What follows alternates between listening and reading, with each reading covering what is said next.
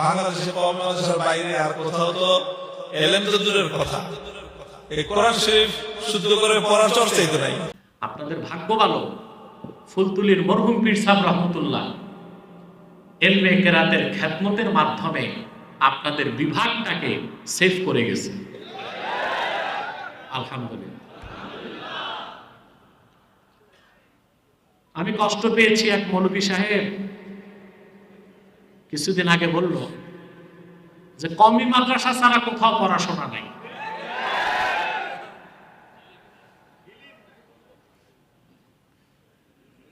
আমি তাদেরকে বলবো যে না, অবশ্যই কওমি মাদ্রাসা এলমের মূল ধারাটাকে ধরে রেখেছে। আগে যে ওল্ড স্কিম আলিয়া মাদ্রাসা ছিল তার নেসাব আর কওমির নেসাবে কোনো পার্থক্য ছিল না। আলিয়া পৃথিবীর বিখ্যাত বিখ্যাত আলেম তৈরি করছে। সারা বাংলাদেশের কওমি মাদ্রাসায় ইফতা বিভাগে কওয়াইদুল ফিক পড়ানো হয়, এটা লেখাকার আমিমুল এহসান মুজাদ্দিদি। বাইতুল মুকাররমের ইতিহাসে এইরকম বিশ্বমানের কোন খতিব আজ পর্যন্ত আর আসে নাই। সৈয়দ আমিমুল এহসান মুজাদ্দিদি রহমতুল্লাহ কলকাতা আলিয়ার ছাত্র, পরবর্তীতে কলকাতা আলিয়ার শিক্ষক, পরে ঢাকা আলিয়ার শিক্ষক, পরে বাইতুল মুকাররমের খতিব। কওয়াইদুল ফিক তার লেখা, এটা দেওবন্দেও পড়ানো হয়। আলিয়া মাদ্রাসাতে অনেক বড় বড় আলেম তৈরি হয়েছে, হয়েছে না? আপনাদের সিলেটে ছিল শাইখুল হাদিস মাওলানা হাবিবুর রহমান, উনি তো আলিয়ার ছাত্র ছিলেন। উনি তো আরব আমিরাতে বিচারক ছিলেন। হরমুজুল্লাহ শাহেদা, ওনার নামও শুনেছি। অনেক বড় বড় আলেম আলিয়া থেকে বের হয়েছে, খেদমত করেছে।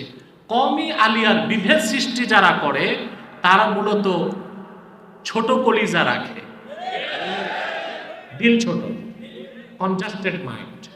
আমরা মনে করি আল্লাহর দ্বীনের খেদমতে কওমির যেমন অবদান আছে, আলিয়ারও অবদান আছে। আমরা কাউকে খাটো করব না। বাংলাদেশে এখনো কিছু আলিয়া মাদ্রাসা পড়ার মানকে ধরে রেখেছে। যে মুরব্বী সাহেব কটাক্ষ করছে, আমার মনে হয় 1 ঘন্টা ক্লাস নিতে পারবে না। এগুলো বলবেন না, এগুলো করবেন না। আলিয়াকে কিভাবে বাদ দিবেন? আলিয়া মাদ্রাসার সাথে সংশ্লিষ্ট আছে দেশের 2.5 কোটি মানুষ। কত? এসব বাদ দিয়ে আপনি কি করবেন? লাগবে ইলমে দ্বীনের ব্যাপক খেদমত। দারসে নিজামী কমিতে হচ্ছে, এটা তো অনস্বীকার্য। কিন্তু আলিয়ার মাধ্যমেও ব্যাপক খেদমত হয়েছে। যারা জুলাই আন্দোলনের নেতৃত্ব দিয়েছে, ছাত্র নেতাদের অধিকাংশই আলিয়া মাদ্রাসা ধারে। কথা বুঝতেছেন প্রিয় ভাইরা?